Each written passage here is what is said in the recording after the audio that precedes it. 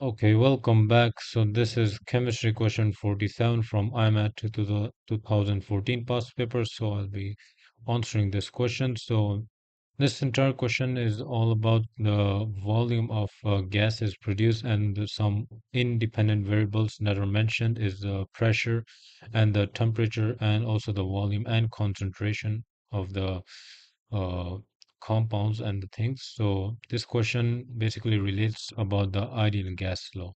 So let's solve this question and find out exactly why we reach to the ideal gas law and how to use the ideal gas law and also how to solve this question overall.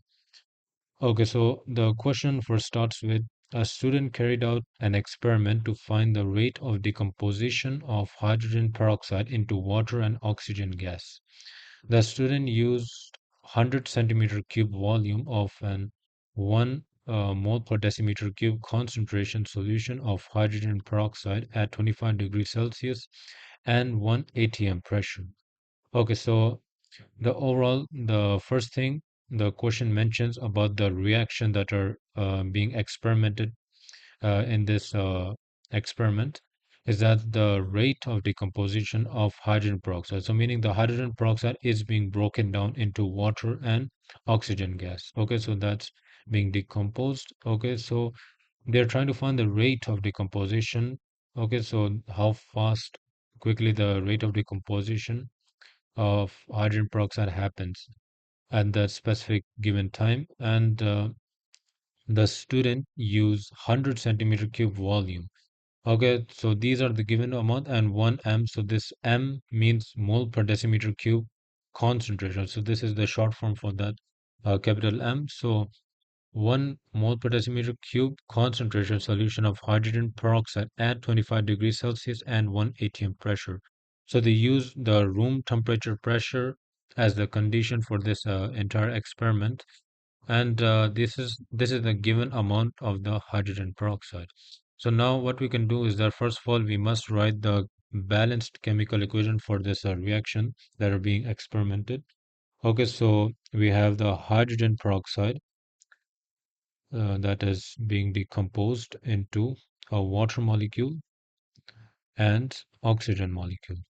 Okay, so we have to balance this out, so just place 2 and 2 over here. So now the chemical equation is balanced, and the given amount for the hydrogen peroxide is the volume, which is 100 centimeter cube, and the concentration that is given is 1 mole per decimeter cube, or you can just write capital M in short form.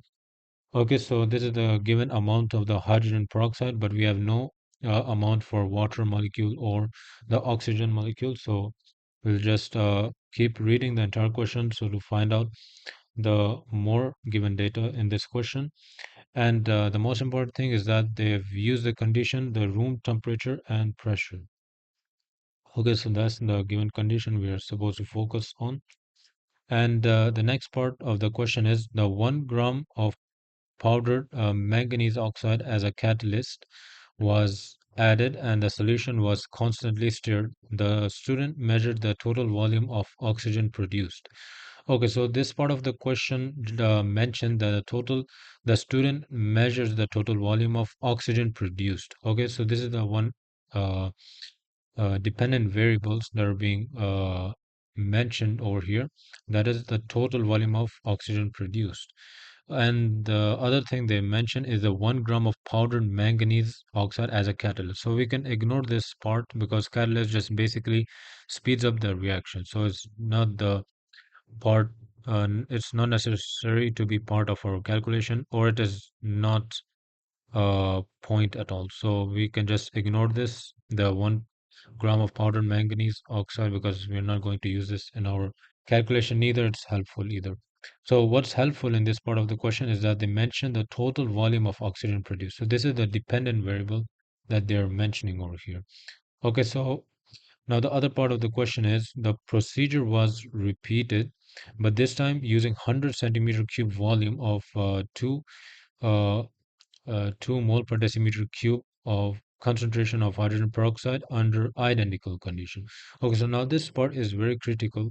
The question mentions under identical conditions. So now what we can conclude is the conditions that most likely the question is referring to is about the pressure and the temperature.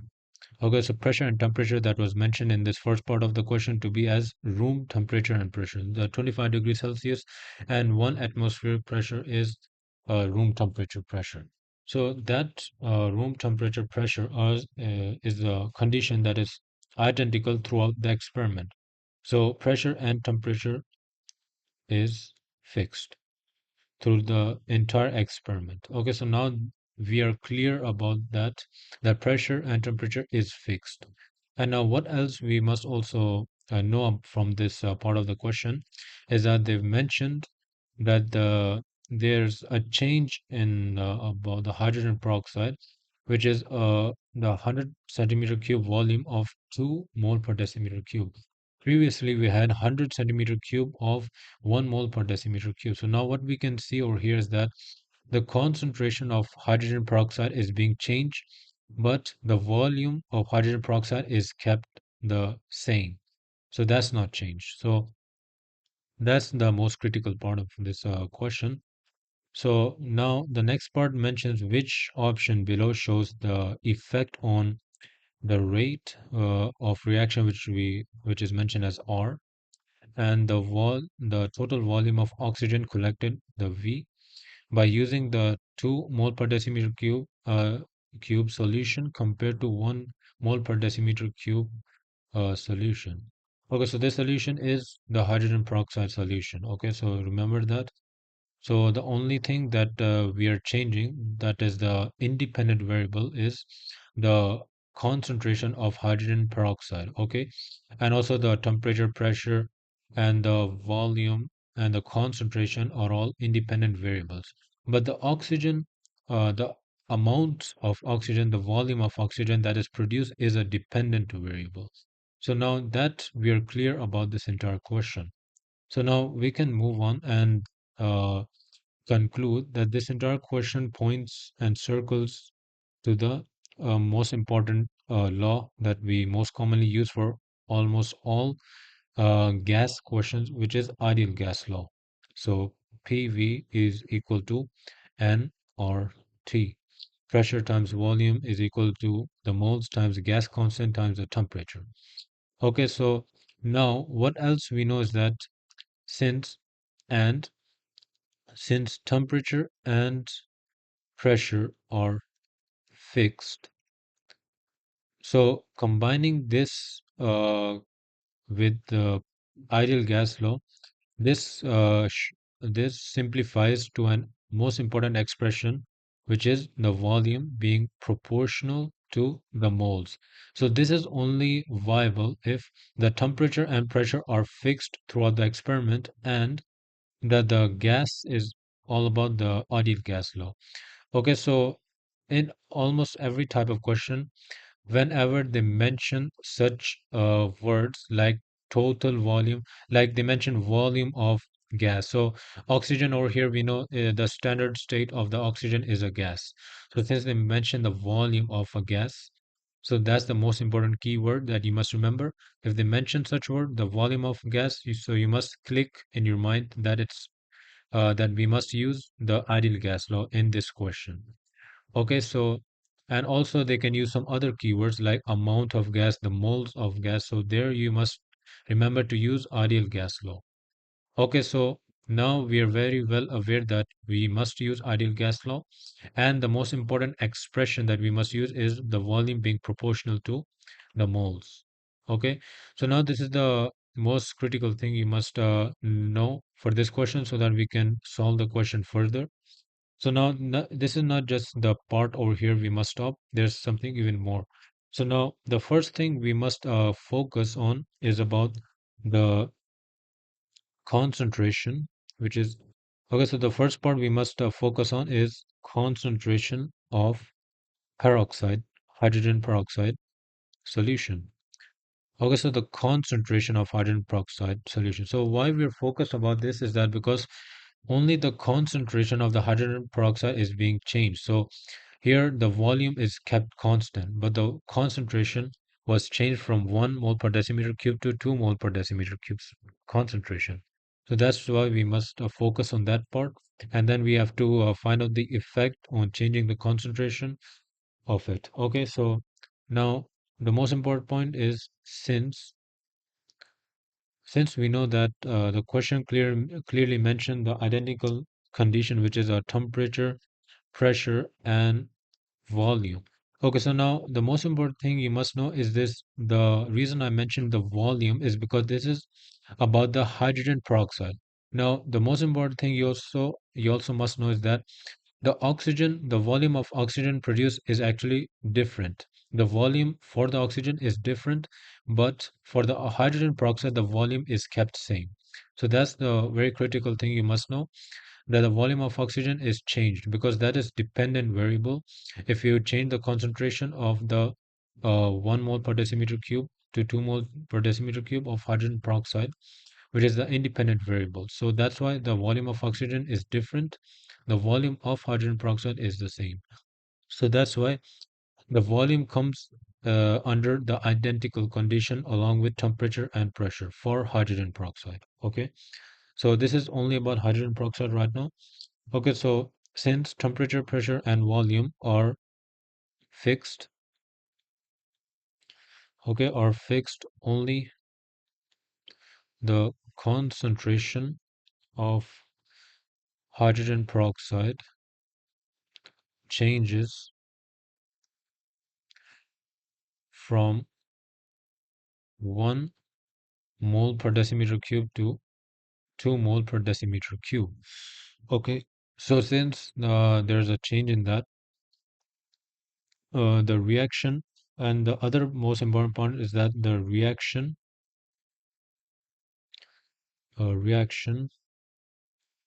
rate generally generally depends on concentration of reactant. Okay, so the rate of reaction mainly depends on the concentration of reactant, because as the most important expression you must recall is the rate equal to the K constant and the concentration of that reactant or the product. No, the reactant, sorry. And then we have this the letter N, which is the order respect to the concentration of reactant. Okay, so this is the most important expression you must recall for this question, that the reaction rate generally depends on the concentration of reactant. So this is the one expression that proves this statement. Okay, so where rate is proportional proportional to concentration of reactants. So increase in concentration increases frequency of successful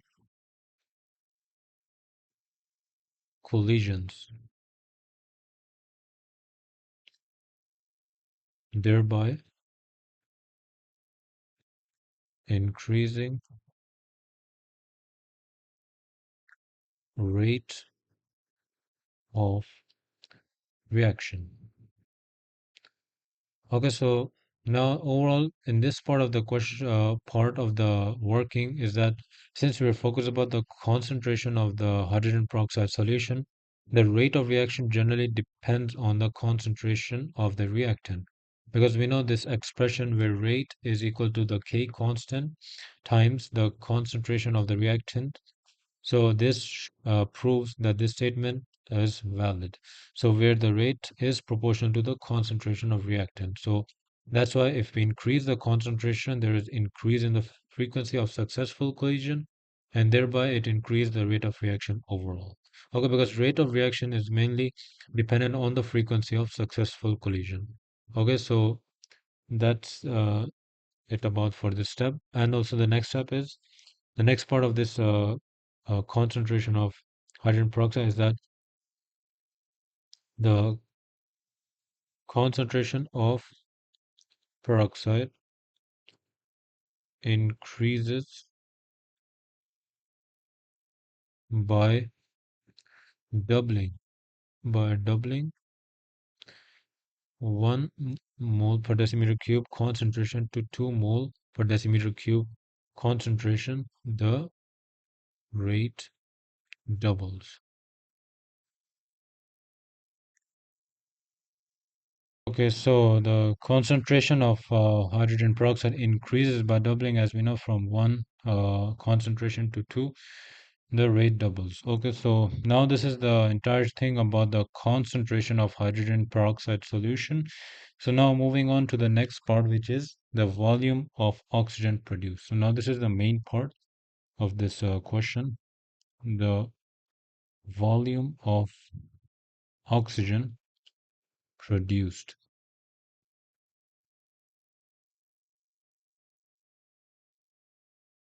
Okay, so the volume of oxygen produced. So in this part of the working, the most important thing is that we are going to use the given data about the amount of hydrogen peroxide. So the first part that we have over here, so I'm going to write it down. So in the first part, in the first one, we were given with hydrogen peroxide amount, okay, hydrogen peroxide amount, which was 100 centimeter cube, 100 centimeter. Just going to raise that. Sorry. Okay, so now in this part, this is the first part of the experiment, so where the hydrogen peroxide amount is 100 centimeter cube volume and 1 mole per decimeter cube concentration.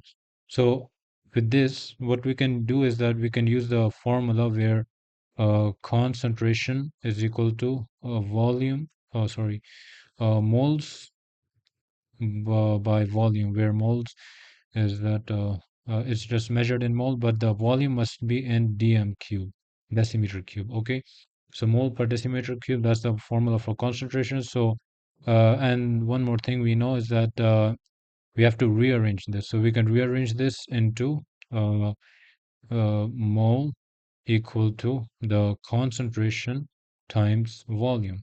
Okay, so with this, we have to first convert this 100 centimeter cube into the decimeter cube. So we can do that by dividing by 1,000. Okay, so the concentration we have is 1 mole per decimeter cube times the volume is being divided by 1,000 to convert that unit into decimeter cube.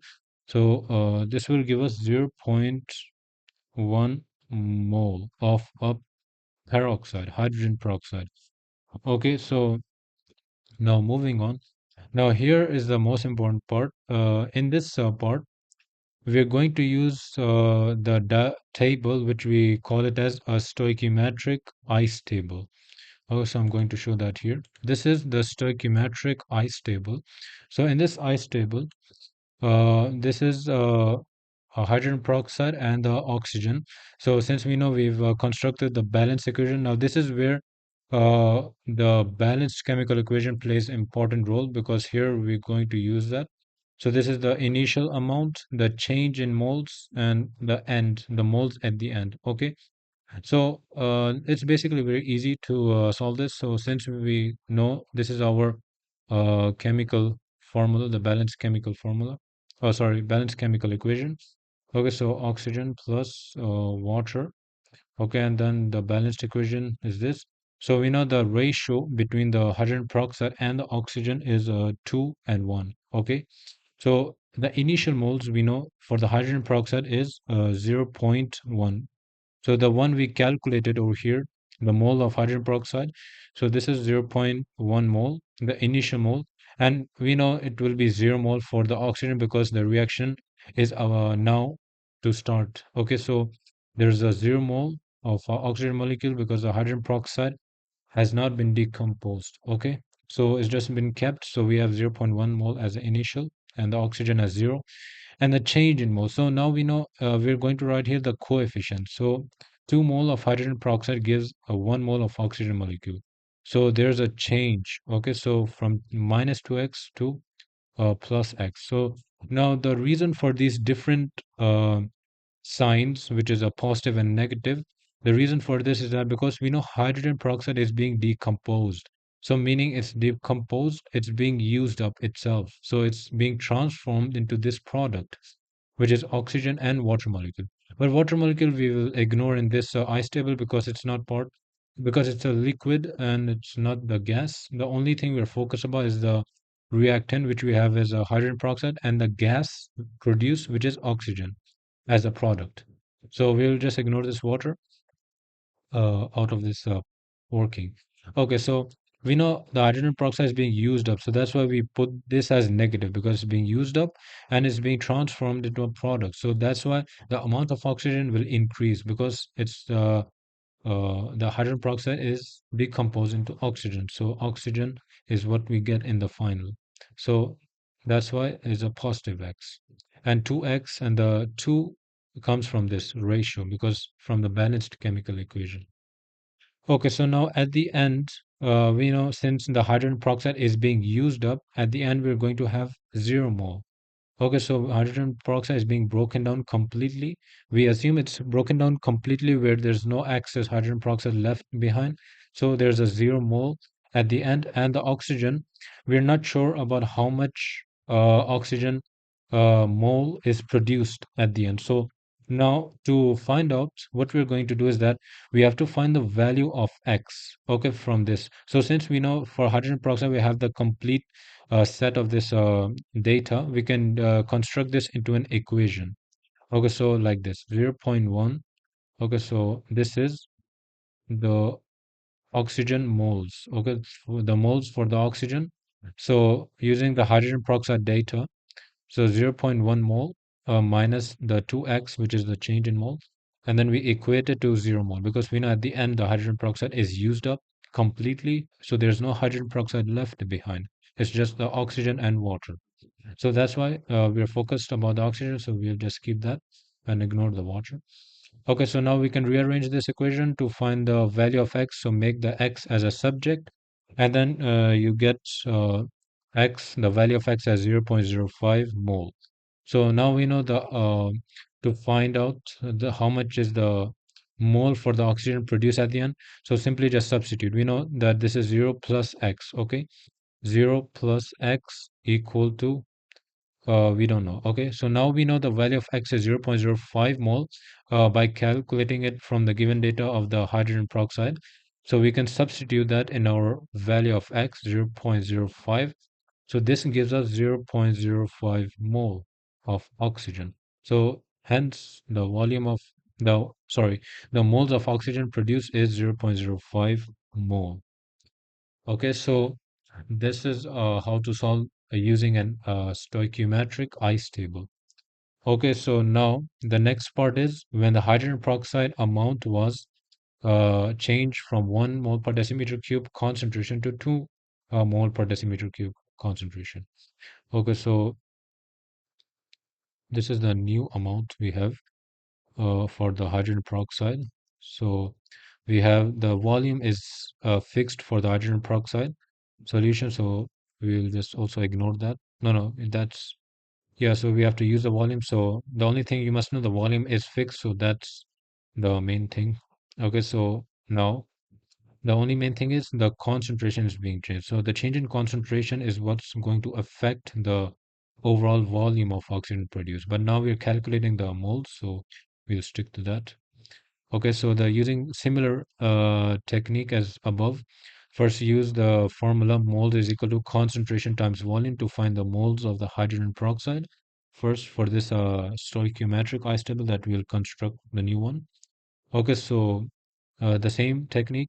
So the 2 mole per decimeter cube multiplied by 100, which you have to still convert into decimeter cube by dividing by 1000, and you get 0.2 mole of hydrogen peroxide. Okay, so now using the similar table, going to paste it here. So you have to use a similar table as above, the similar technique. Okay, so I know the 0.2 mole is my initial mole for hydrogen peroxide, so I'm going to write that here, 0.2 mole. And obviously I have 0 moles at the beginning, at the initial step. And now the change in mole using the same balanced chemical equation as above over here, just minus 2x and then plus x, all the exact same thing as above, but the moles of the hydrogen peroxide is changing, and also the oxygen will be also changing. Okay, so using the same techniques, I know at the end I'm not left with any hydrogen peroxide because they're being used up. So the only thing I'm left with is oxygen and water. Hydrogen peroxide is completely broken down, that we assume it's complete reaction. Okay, so there's no excess left behind. So then we will consider this as 0 mole at the end. And now similar similar technique, the working as above. The oxygen moles. Okay, so the oxygen moles is equal to the data that we have for the hydrogen peroxide. We just form that into an equation. 0.2 minus 2x is equal to 0. We equate to that. So then we rearrange this equation to make x as a subject to find the value of x, which is 0.1 mole. Okay, so now I know the expression for the oxygen, which is 0 plus x, and I'm not sure what the value of what's the mole of the oxygen at the end. So since I know the value of the x is 0.1, I can substitute that into this expression. Okay, so this will give me 0.1 mole. So this is the 0.1 mole of oxygen produced at the end. Okay, so using the same rule as above, as I've used over here, where the hydrogen peroxide concentration was 1 mole per decimeter cube, same you're going to use for 2 mole per decimeter cube. Okay, so now you can clearly see that the oxygen moles are being affected. So if you change the concentration of the hydrogen peroxide, the oxygen concentration is going to be also affected. So now, what's the main focus about this part of the volume of oxygen produced is to find out how many times the oxygen volume was either increased or decreased by changing the concentration of hydrogen peroxide. Like we have to find out the effect of changing the hydrogen peroxide concentration. So how many times the amount of how many times the oxygen moles were produced at the end.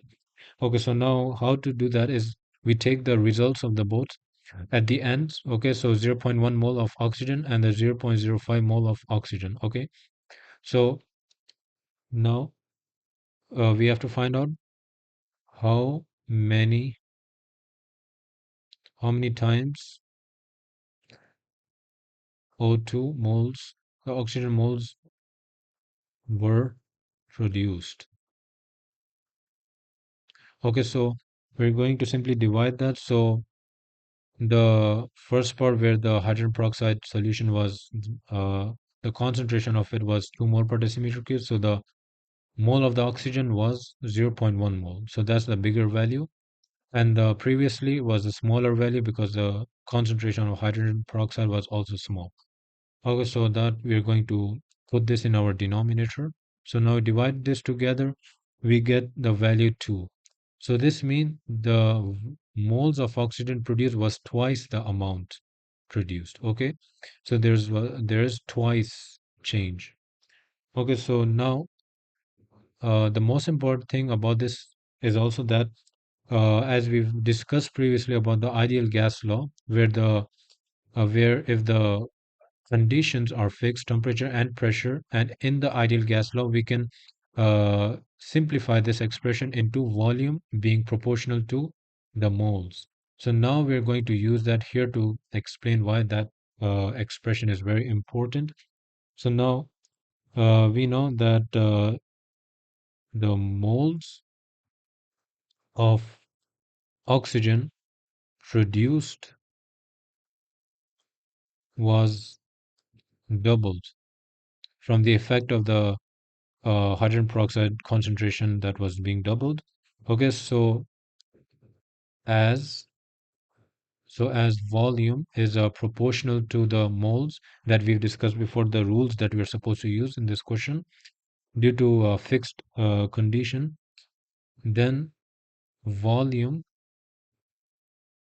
of oxygen produced, okay, produced also doubles. Okay, so now that's why overall, as the moles of oxygen was double, and we know that volume is proportional to m. So if the moles of the oxygen produced was double, the volume of oxygen produced also doubles because they're proportional. The volume is proportional to moles by respect to ideal gas law that we've learned and that we've discussed before, because the condition of pressure and temperature were fixed throughout this experiment. That's why we can use this expression. So now overall that you must also know is that the volume of the additional thing you must know about this entire working is that the volume of hydrogen peroxide was fixed. Okay, so the 100 centimeter cube volume was still being used while even the concentration was being changed. Okay, so the volume of hydrogen peroxide was fixed. The volume of oxygen produced change. Okay, so that's the most important thing. The most noticeable trend you must observe in this entire working is that even though the volume of hydrogen peroxide was fixed, the volume of oxygen produced changes because we change the concentration of the hydrogen peroxide.